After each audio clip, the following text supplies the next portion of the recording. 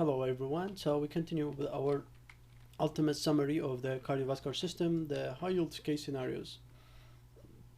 Okay, you get 64-year-old overweight woman, okay,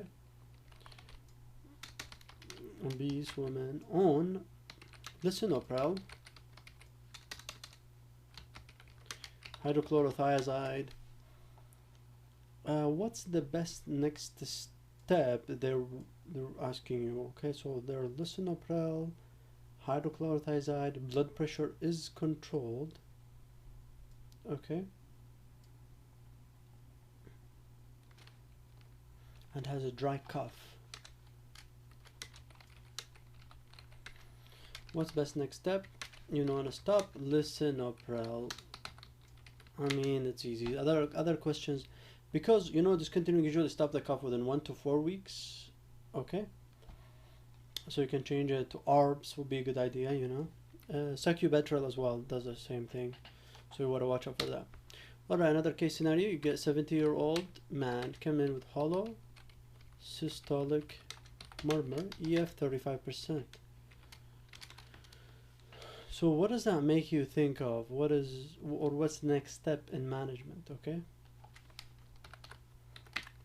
best next step, you want to give beta blocker and ARBs, angiotensin receptor blocker. This is about the management of heart failure, reduce ejection fraction, just like we talked about. You want to optimize therapy to reduce mortality. You want to add ARBs, beta blocker, diuretic and digoxin to reduce hospitalizations, aldosterone antagonist if the EF less than 30%, 35%, and SGLT2 inhibitor is helpful, and I have BEV and have REF to improve mortality as well. So you want to know the one that focuses on improved mortality, like beta blocker, ARBs, SGLT2 inhibitor. These are the only ones that improve mortality. Isosorbate hydralazine you can substitute for lisinopril, but they may improve mortality, may not. Digoxin Lasix does not improve mortality. All right, another case. You see another 75-year-old woman comes in with peaking systolic murmur. She passed out, and then she examined, and then you see peaking systolic murmur. Like, I'm summarizing the questions for you. Women syncope. Exam shows peaking systolic murmur. And the question is, what's the best next step in management? And you do EKG. EKG shows heart block, 3rd degree heart block.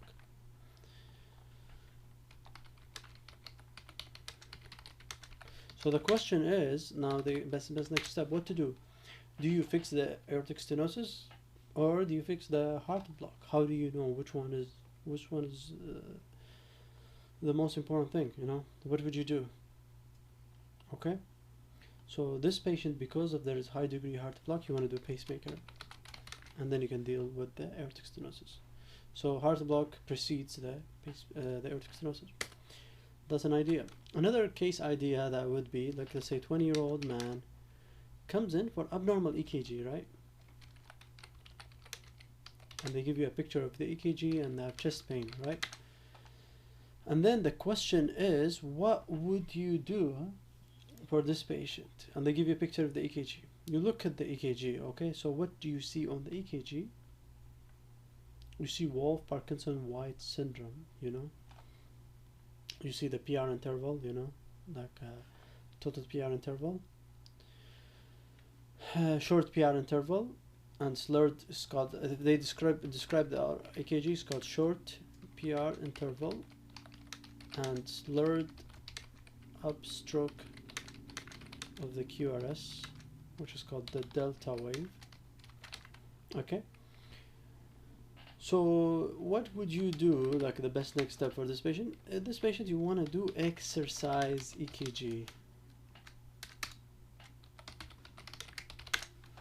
Okay.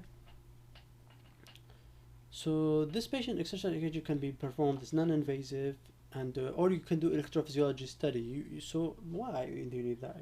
So that you identify which one are at greatest risk for sudden cardiac death. Low risk patient with intermittent loss of a pre-excitation during faster heart rate can be managed conservatively without further evaluation or treatment. So someone have intermittent loss of pre-excitation only when heart rate goes up, can manage this conservatively. But if they have like serious like syncope, other symptoms, you know, you can check them out. But if it's just he came in routine just for abnormal EKG, so just watch. Alright, so you see a 40-year-old man comes in just for physical, insurance physical. You see an examine, you see systolic murmur, okay, and then carotid upstroke are delayed. Murmur intensity, they ask about that questions. Intensity decrease when the patient stand from sitting. Okay, and they ask you about the diagnosis. Which one? So which one that causes intensity of murmur decrease from standing position? Okay, the only all murmurs decrease from standing position. So this one, aortic stenosis. Okay, the only murmurs that, so this is important, like kind of I'll summarize it. Okay, the only murmurs that increase when you stand from sitting position or by having less blood to the heart, all murmurs normally as expected. If you have more blood to the heart, you will have more murmur, right? More sound, more blood, more sound, right? The only murmurs that their murmur decrease by less blood, that increase by less blood are HOCM and mitral valve prolapse. They don't follow the rule. So when you stand, this is less blood, so the murmur gets softer, okay? Get louder with HOCM and mitral valve prolapse. When there are murmurs that get softer with certain maneuvers, murmur gets louder with certain maneuvers, okay? The murmur that gets softer with squatting and hand grip, HOCM, mitral valve prolapse. The one that gets louder with Valsalva and standing, HOCM, mitral valve prolapse. Again, everything else gets softer with Valsalva and standing from sitting position, like it should get softer because less blood. And squatting hand grip increases the murmur. All the other ones, okay, except HOCM, mitral valve. So just remember, HOCM and mitral valve prolapse are the opposite. Everything else is the opposite. It's kind of tricky. Like we'll review them again. Okay, another case. You see 61 man. So what is a 61-year-old man comes in just like for hypertension? Okay, hypertension, LDL elevated, right? You want to start him on high intensity statin therapy, okay, statin, and they ask what adverse effect with the statin. He asks you, okay. So there, believe it or not, it can cause new onset diabetes. So it could increase risk for diabetes in some patients, right? So you gotta watch out for that.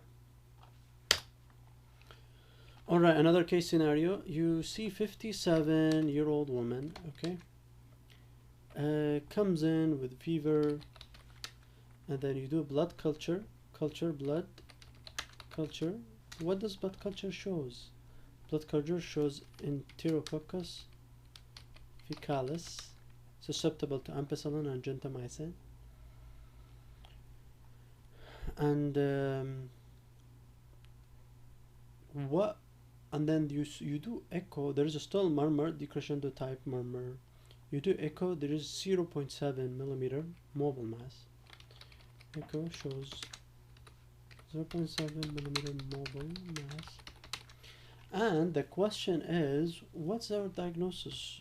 The patient is not getting better. And this one could be perivalvular abscess. Okay. So this bring us to the discussion of complications of endocarditis. So there are cardiac complications, there are embolization complications. Cardiac complications is the most common, 30 to 50% of patients. You have heart failure from valve vegetations.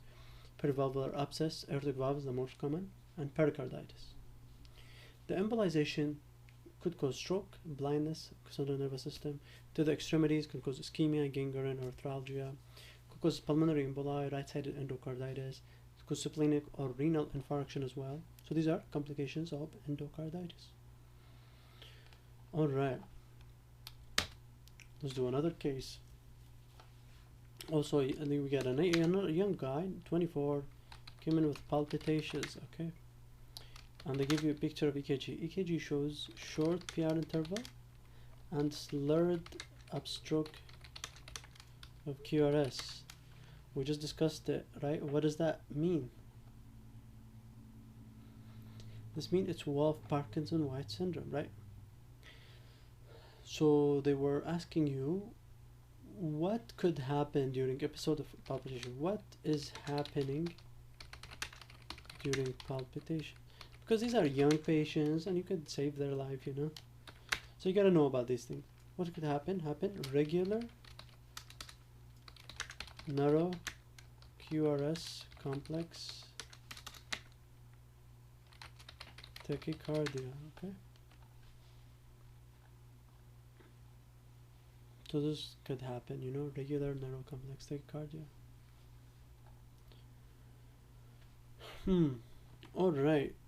So another case, it's easy. You see 65-year-old, chest discomfort, man with chest discomfort. Okay. He was started on dinitrate, isosorbate dinitrate, but he's not responding to nitrate, and they ask you why. This is because medication tolerance. So they want you to know that nitrate you can develop tolerance to chronic exposure. The way you prevent it, by adjusting the dosing schedule to provide adequate number of drug-free interval. Okay, give drug-free intervals to prevent it. Alright, let's go more questions. We got another young guy, 30-year-old, paramedic, comes in headache and continuous murmur and mid-systolic murmur as well. And they're asking you, okay, hey, what's going on in here? Okay, what's the diagnosis? This patient, with this idea, like when you have this kind of murmur, this indicate bicuspid aortic valve, and congenital, unfortunately, could happen in some patients. Could be congenital, could be acquired, like Takayasu arthritis. Usually clinical features well developed upper body, hypertension, headache, epistaxis, and lower body will be underdeveloped claudication. You have a brachiofemoral delay, upper and lower extremity blood pressure differences. Like these are in coarctation of aorta, okay? Could cause like associated with bicuspid aortic valve as well, okay? You see left ventricular hypertrophy, echo to diagnose it, and then you see, like in severe cases, you see drip notching, aortic identification. Usually balloon angioplasty and stent placement, that's how you treat it, or surgery, okay?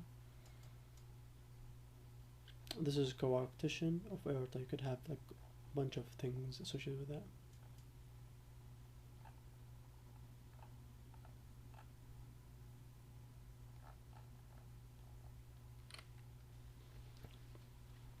Okay, so in summary, you gotta know that bicuspid aortic valve associated with coarctation of aorta.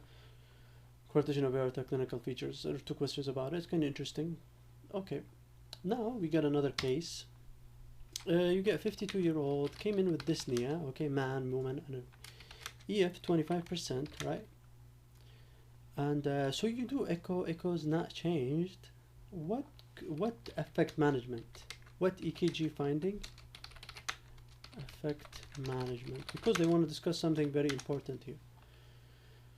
The one thing that is important is if there's a prolonged QRS duration. Why?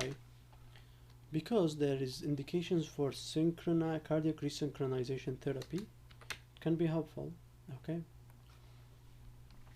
You do cardiac resynchronization therapy if the ejection fraction less than 35% and sinus rhythm with one of the following, either QRS more than 150 millisecond, and you have symptomatic NEHA class 3 or 4, okay, on optimal medical therapy. So mainly like it's complicated. So just like if your QRS is more than 150, then you do synchronization therapy. Okay, if it's less than 150, then you may or may not do it. Okay, if there is EF is less than 35%. Other indications you can do if there is EF less than 30%, QRS more than 150 with left bundle branch block, and NEHA class 1 or 2 on optimal medical therapy, then you can consider that as well. Okay, cardiac resynchronization therapy. That's a discussion of this question. All right, another case. You see 85-year-old woman came in with syncope or near syncope. Okay, a bunch of medications. What would you do like on a bunch of medications, like on simvastatin, donepezil? It's kind of important question. Heart rate is 50. They want you to know what causing that syncope. Okay. Best next step, you want to stop donepezil. This is important. A lot of people miss that because there are medications that causes bradycardia. So what are those medications? Medication donepezil, others beta blocker, you know, calcium channel blocker, amiodarone, clonidine, digoxin. These can cause bradycardia, so watch out. Like donepezil is one that you can tend to miss, you know, a lot of people miss. This is tricky and interesting at the same time. Okay. Now we got another patient, 61, came in, is diabetic hyperlipidemia, came in with right hip pain by walking, right? Has erectile dysfunction as well. So what else do you find, or was that diagnosis? So this is peripheral arterial disease clearly, so you will see femoral brewery. Okay. Okay, so you can see femoral brewery. Okay.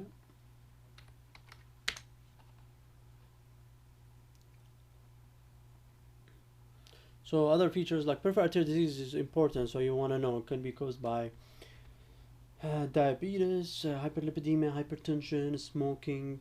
If there's Berger disease, it can cause that. Can be asymptomatic in 20 to 50% of patients. But when it's symptomatic, you have low pulses, affect wound healing, cool extremities, foot pallor with leg elevation, back pain with walking, buttock or hip pain with walking, thigh pain. Calf pain is the most common one with walking as well. Okay. If it's upper 2/3 of the calf, this is superficial femoral artery disease. If it's lower 1/3 of the calf, this is popliteal artery disease. You can have foot pain as well with tibial or peroneal artery disease. So it's pretty interesting and it's common. I've seen a lot of patients that come for that. Alright, so now you get a patient with 45 man, came in with transient vision loss, okay? So some transient vision loss, fatigue, diastolic murmur, faint diastolic murmur. And they ask you, what's the diagnosis? This is a tricky one, interesting. So this one, cardiac myxoma. And that brings us a discussion of cardiac myxoma. Usually benign, 80% of the time it's in the left atrium. Position dependent mitral valve obstruction. So this is why it causes mid-diastolic murmur, dyspnea, lightheadedness, and syncope. It can cause embolization, stroke, you know, that's why you have transient. That's why we always do echo if there's somebody with stroke. Constitutional symptoms like fever, weight loss, and diagnosed with echo and prompt surgical resection. You want to resect it as soon as possible.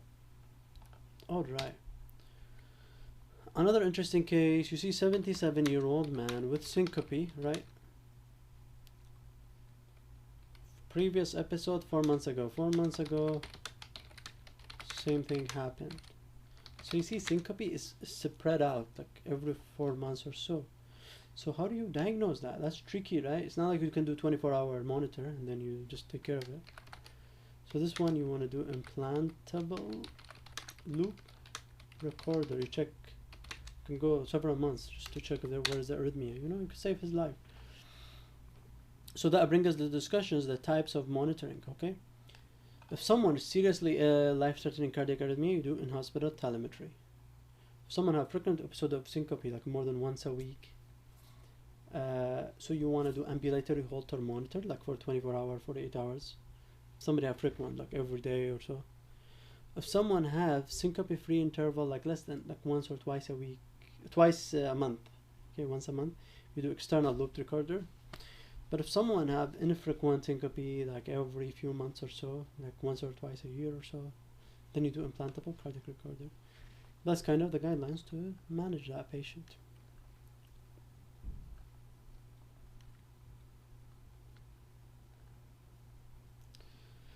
All right, another interesting cases. If you see a 34-year-old woman comes in due to, she had the unexpected death in family, right? And then she had like, so there was unexpected death in the family and she had syncope, right?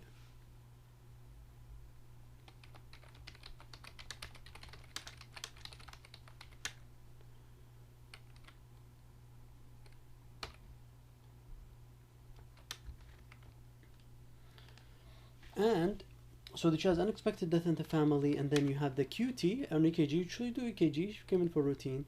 You see 500 millisecond, okay? So what would you do for this patient, okay? Someone history of unexpected death, electrolyte normal, echo is okay, everything is fine, right? Takes no medications. What would you do? This one was gonna scare you. Implantable cardioverter. No, you want to do actually propranolol.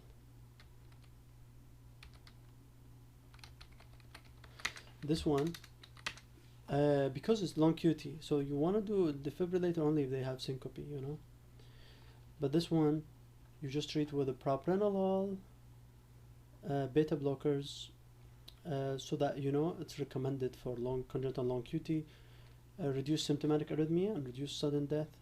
Okay, and defibrillator only if they have syncope, especially if they're current, ventral tachycardia, torsus de pointe, on beta blocker therapy, still they're having these things, then you do ICD, okay? So this one, you just do propranolol.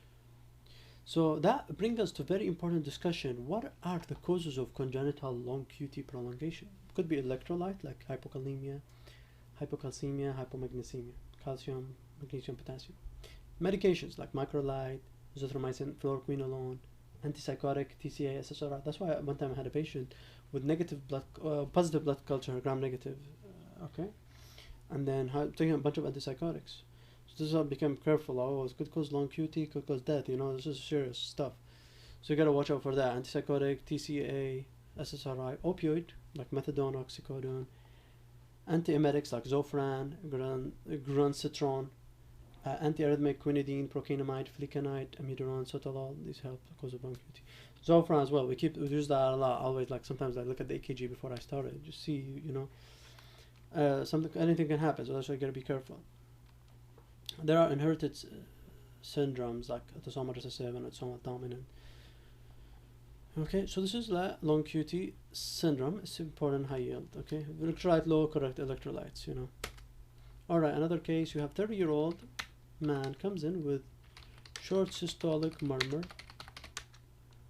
Okay, that gets louder, longer with the standing. Okay, so what is that? That's easy, kind of. We just discussed that. Standing naturally because lower the murmur because less blood to the heart. But there are only two things that causes the murmur to go louder with standing: HOCM or mitral valve prolapse. This one, in this case, is mitral valve prolapse. Okay. Just kind of brief summary.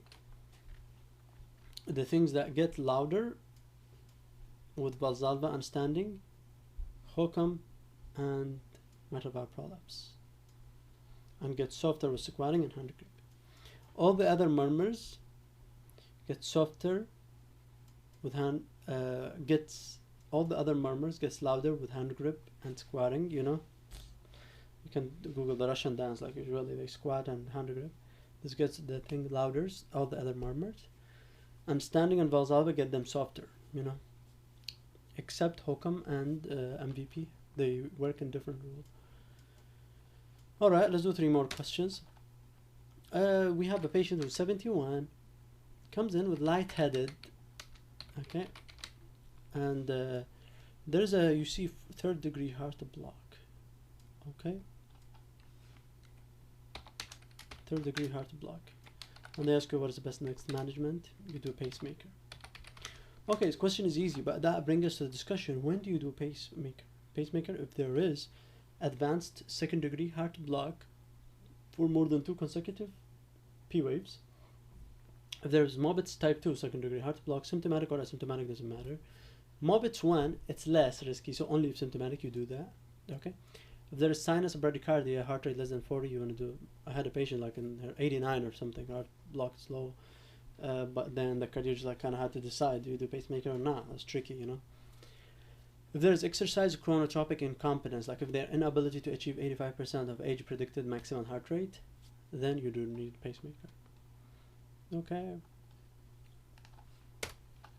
Okay, another patient, 60-year-old, came in with dizziness. Okay. So the patient is dizzy, and EKG shows like he has his bunch of medication: aspirin, atorvastatin, carvedilol, all kind of things. You know, there's holosystolic murmur, and EF is low as well. So dizzy, EF 25%. Patient on aspirin, Plavix, statin, you know, beta blocker, Entresto, Spironol, Lactone. Okay. What would you do right now? Still having symptoms though, you know, dizziness. He had a myocardial infarction, which is expected. There's dyskinesia, you know. What would you do in this patient?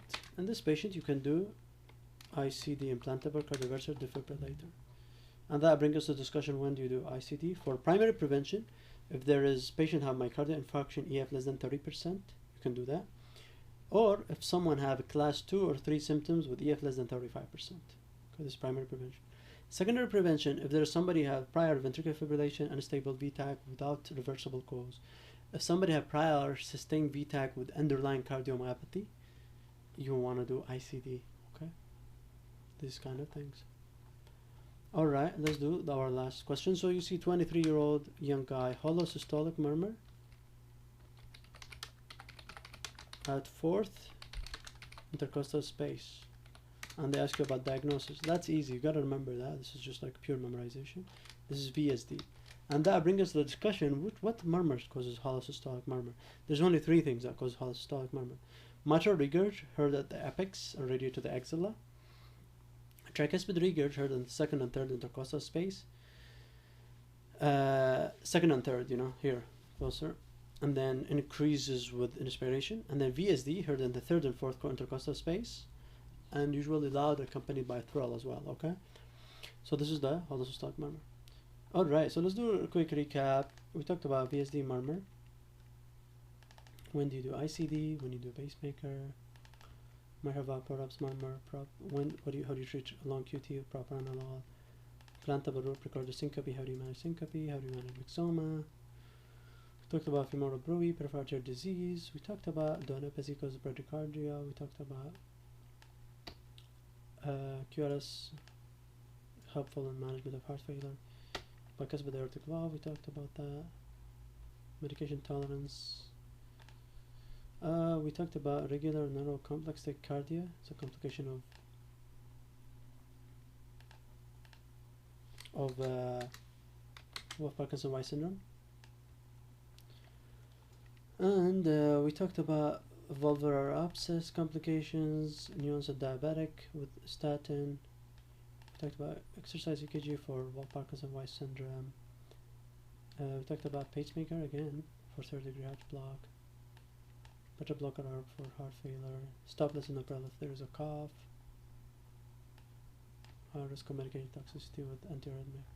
Alright, that summarizes our discussion for today. Thank you so much for listening, and we'll see you on the next one.